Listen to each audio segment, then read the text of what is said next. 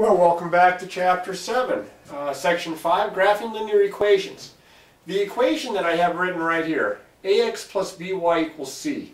Now we have talked about point-slope form for the equation of a line. We have talked about slope-intercept form for the equation of a line in previous sections.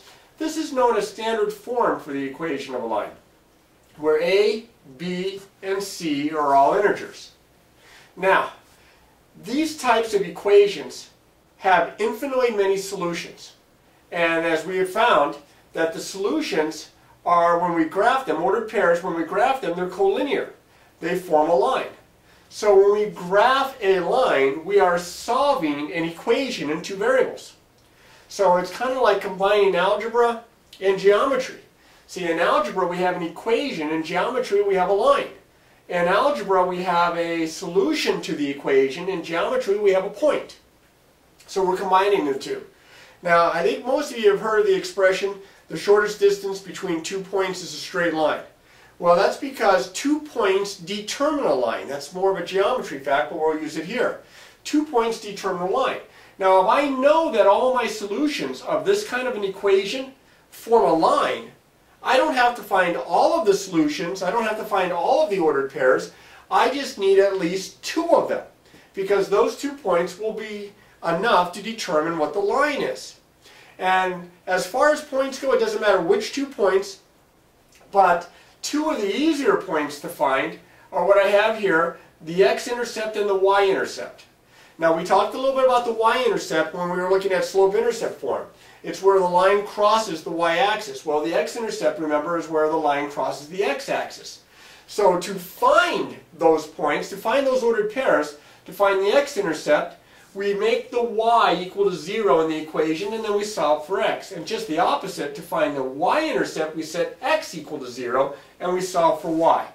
Now I'm going to show that with an example or two. I've got this one all set up here. Here's an equation. This is a linear equation in 2 variables, and it's in standard form. It's not in slope-intercept form. Remember, that's y equals mx plus b. This guy right here, I want to find all of the solutions. Now I can't list them, so I'm going to graph the equation. That's how I'm going to represent those solutions, by the graph of this. So it says here in the directions, determine the x-intercept and the y-intercept of the graph of the equation, then graph the equation. So we're not going to find the x and y-intercept from the graph. We're going to use the x and the y-intercept to make the graph. To find the x-intercept, I'm going to abbreviate it here, I'm going to make y equal to 0, and I'm going to solve for x. So that's right here. I'm going to set y equal to 0, so I have x plus 2 times 0 equals 4. Well, 2 times 0 is 0, so I have x plus 0, which is x, equals 4. So my x-intercept is 4, 0. The x is 4, the y, remember, is 0. Now to find the y-intercept, right, I'm going to abbreviate here, y-intercept. I'm going to set the x equal to 0, and I'm going to solve for y. So I'm going to make the x equal to 0. That would give me 0 plus 2y equals 4. If I said, well, 0 plus 2y is just 2y. If I want to solve for y here, I've got to get rid of the 2 that's times the y, so I'm going to divide both sides by 2. I'm kind of running out of space here, so I'll just go ahead and attach it. And I get y is equal to 2. Hopefully you can still see that. Y is equal to 2. So my y-intercept is 0, 2. That's the y value, and of course I made the x value 0. Now those 2 points are solutions. Those 2 ordered pairs are solutions to this equation, and if I graph these, those 2 points are on the line. So I'm going to graph 4, 0, which would be right here, and I'm going to graph 0, 2, which would be right here. Well, that is enough to form my line. I know the line contains those 2 points. There's only one line that's going to contain those 2 points, one unique line. So I'm going to freehand it here, so kind of bear with me, but I am going to draw my line. And that is the graph of the equation. Every point on this line has an ordered pair, a set of coordinates. And every one of those ordered pairs solves that equation. So since we can't list all the ordered pairs, we make a graph to represent all the ordered pairs. Now this is just one example. I'm going to do some more of this, and then we'll see if we can add some twists to this. But let me clear this off. All right, that's better. Now these are the same directions that I had on the last example. I just went ahead and rewrote them at the top, and I'm going to use these to work these two problems. So I'm going to work very similar to what I did on the last one. I just want to emphasize this. So I'm going to find the x-intercept, and I'm going to find the y-intercept. To find the x-intercept, remember you set y equal to 0. So that would give me 4x minus 5 times 0 equals 20. Now 4x minus 5 times 0 equals 20. The 5 times 0 is just 0. So this kind of disappears here, and I get 4x equals 20. I divide both sides by 4, and I get x is equal to 5. So my x-intercept is 5, 0. Now to find my y-intercept, I'm going to set x equal to 0. I'm going to get 4 times 0 minus 5y is equal to 20. That's 0, so I get minus 5y. Negative 5y equals 20. I divide both sides by negative 5, and I get y is negative 4. So my y-intercept is 0, negative 4. Now I didn't give myself a lot of room, but I'm going to graph this, and you're going to have to kind of bear with me here. My graph's going to be a little smaller than usual. 1, 2, 3, 4, 5, 1, 2, 3, 4, and make that a little bit longer there. 4, 5, 1, 2, 3, 4, 1, 2, 3, 4, 5. There we go. My x-intercept is 5, 0. Good thing I made it a little bit longer here. It's all the way out here. My y-intercept is 0, negative 4. It's way down here. And the line, graph the line, would be the line that cuts through these 2 points like this. Okay? Now, I wanted you to see how when you plug in 0 in for one of the variables, how it just drops out, how that just became 0 when I plug 0 in here, how it just drops out. So I'm going to use that idea when I find my x and y-intercept over here. I'm going to use maybe a little shortcut to show you this. To find the x-intercept, right, I'm going to set y equal to 0. Now if I set y equal to 0, all this becomes 0. So I'm just going to kind of cover it up. And do you see what I have left? I have 3x equals 12. Now you can do this in your head. If you divide both sides by 3, hopefully you're going to see I'm going to get 4. If I plug 0 in here, all this is going to disappear, and I'm going to get 3x equals 12. I divide by 3, I get x equals 4. I know that my x-intercept is 4, 0. Now let's try it the other way. To find the y-intercept, I'm going to set x equal to 0 here, and I'm going to cover this up. Now you have to be careful, because if that's subtraction, you're going to treat it like a negative in front of here, but it's addition, so it's positive. Do you see what I have left? I said x equals 0. All this disappears. I get 8y equals 12. I divide both sides by 8. I get y equals 12 divided by 8, which is the same as 3 divided by 2, or 1.5. So I'm going to write this as 0, 3 over 2. Or you can write 1.5. Now, I don't have a lot of space, so I'm going to graph it right on here. My x-intercept is 4, 0. That's right here. My y-intercept is 0, 1.5. 0, 1.5. It'd be right there. And I draw the line that cuts through it. And there's my graph. So you can use this shortcut by kind of covering up the term based on which value you're looking for, the x-intercept or the y-intercept. Or you can do it the longer way, this way also. Now, when we graphed, or wrote equations of lines, I should say, we used point-slope form a lot. But we also used slope-intercept form a little bit. Now, as it turns out, and I talked about this in one of the previous lessons, slope-intercept form is nice for writing equations, but it's even better for graphing equations. I'm not always going to depend on finding the x and the y-intercepts, especially if the equation is already in slope-intercept form, which you may or may not remember. Let me write it again. I said it earlier. Y equals mx plus b. If I have my equation in that form, I can identify the slope and I can identify the y value of the y-intercept, and I'm going to show you how you can use those to graph. Now, I have an application problem. It's actually kind of straightforward, but we'll go ahead and read through this, and then we'll try some problems with graphing. So suppose to ship a package, it costs $2.05 for the first pound and $1.55 for each additional pound.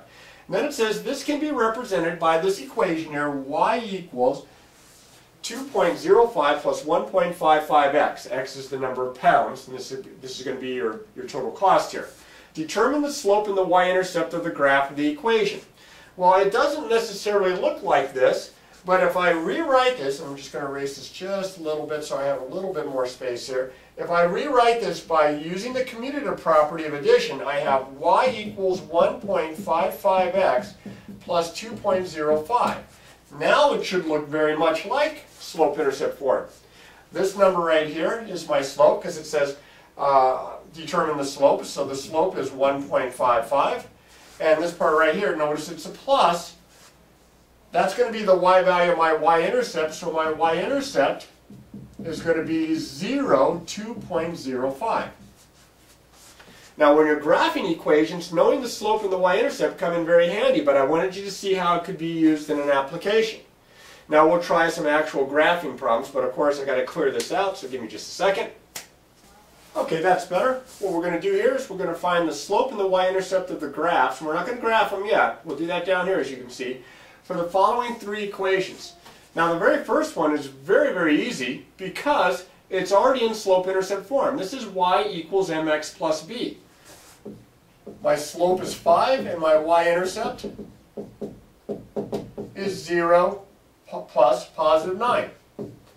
You can't ask for a problem to be much easier than that. Over here, this is not in slope-intercept form, so it just doesn't leap out at me what the slope and the y-intercept. You can't just say that the slope is 2 because this number is in front of the x like this number is in front of the x. This is not solved for y. That's how you know if it's in slope-intercept form, if you have y all by itself on one side to begin with. Alright, so what I'm going to do is I'm going to solve for y. I am going to get rid of the positive 10 by subtracting 10 from both sides. And I get 5y is equal to 2x minus 10. And then I have to get rid of the 5 that's times the y. I'm going to divide by 5. Both sides, every term. And I get y equals 2/5 x. 2x over 5 is the same as 2/5 x. Let me repeat that. 2x over 5 is the same as 2/5 x minus 10 divided by 5 is 2. Well, now it's easy. Slope-intercept form, my slope is 2/5. And my y-intercept is 0 minus 2 here, so negative 2. One more to go. Now the last one, that's standard form. I mentioned that before. Standard form, the variables are on the same side like that. ax plus by equals c. I'm going to solve for y, so I have to get rid of the 4x that's on the same side as the 5y. And it's a positive 4x, so I'm going to subtract 4x from both sides. Now I just went ahead and attached it on the ends, and I get 3y equals 6 minus 4x, but I'm going to rewrite this. Because slope-intercept form has the x term first, I'm going to rewrite 6 minus 4x to negative 4x, negative because of the minus, and this is a positive 6, so plus 6. Now when I divide by 3,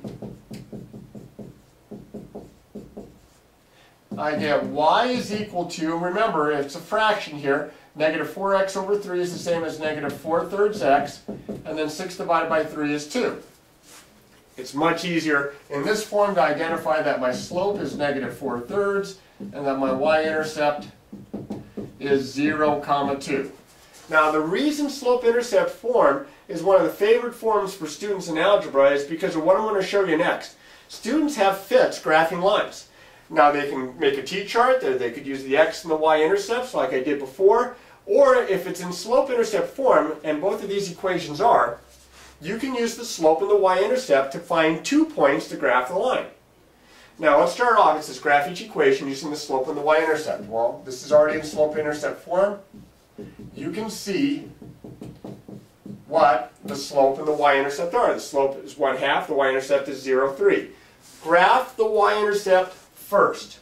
0, 3. You know it's going to be on the y-axis. It's on the y-intercept. And then from there, use the slope. And remember, slope is rise over run. So up 1, right 2. Rise over run, 1 over 2, up 1, right 2. So from, not from the origin, from the y-intercept. Unless, of course, the origin is your y-intercept. I'm going to go up 1, and then I'm going to go over 2 spots, right there. Up 1, over 2. I have the 2 points that I need to graph my line. That wasn't so bad. Over here on the right, my slope is negative 1/5. My y-intercept, 0, 2. Okay? 0, 2 is right here. Now my slope is negative 1/5. So what I'm going to do is I'm going to think of this as negative 1 over positive 5. It's not negative 1 over negative 5. Negative over negative is positive. It's negative 1 over positive 5. So I'm going to go down 1, and then I'm going to go to the right 1, 2, 3, 4, 5 spots. Down 1 to the right 5. And I have my line. And it should make sense that it goes up and to the left since my slope is negative, just like the first one goes up and to the right because my slope is positive.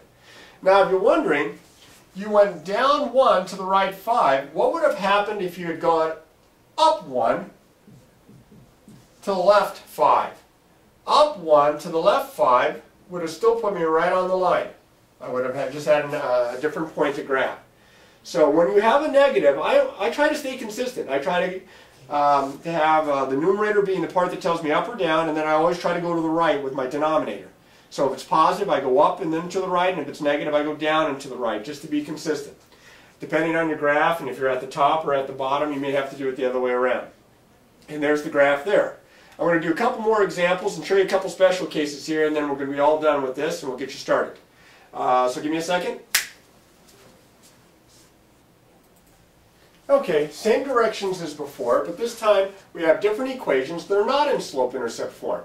Now I only drew one set of axes out because I'm going to graph all my lines right on that one set of axes. So kind of bear with me here. First thing I'm going to do is what I did a few problems back. I'm going to find the slope and the y-intercept by rewriting the equation and putting it into slope-intercept form. So I'm going to solve for y. Remember, to put it in slope-intercept form, y equals mx plus b. The y has to be by itself.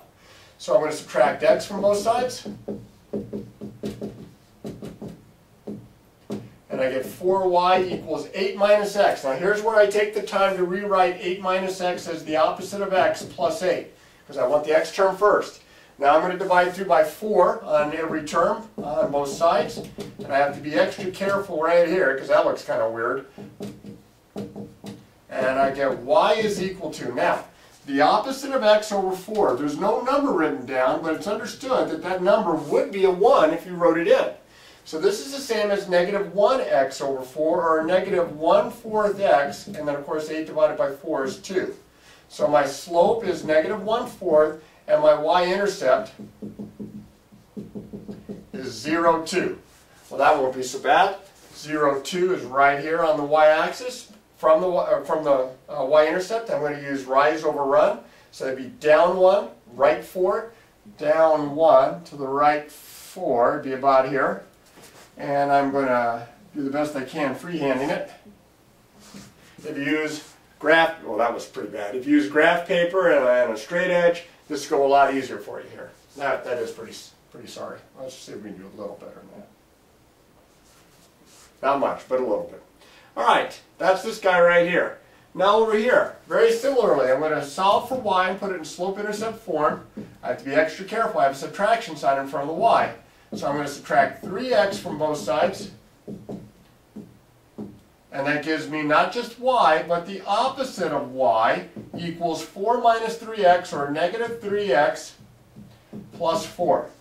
Now that negative, I just talked about this a little bit before. If there's no number in front of the variable, it's like there's a 1 there. I'm going to divide through by negative 1 every term on both sides. And that's going to change some signs around. I'm going to get y equals negative divided by negative is positive, so that's positive 3x. Positive divided by negative is negative 4, so I'll write minus 4. My slope here is 3. My y-intercept is 0, negative 4. I'm going to graph my y-intercept way down here. My slope is 3. Now, there's no rise over run if it's just written as an integer, so I'll write it as a fraction by putting it as 3 over 1. So from here, up 1, 2, 3 to the right 1. And again, here we go with the freehand. We're going to try to connect the dots here and graph a line. Don't forget the arrows on the lines, because that's part of it. That indicates that it goes on forever. I've had people graph before, and they'll graph like this. Put a little bitty line on a big set of axes like that. Fill it up. Make it big enough. Use a straight edge so that you can keep it nice and straight, much better than what I've drawn for you so far.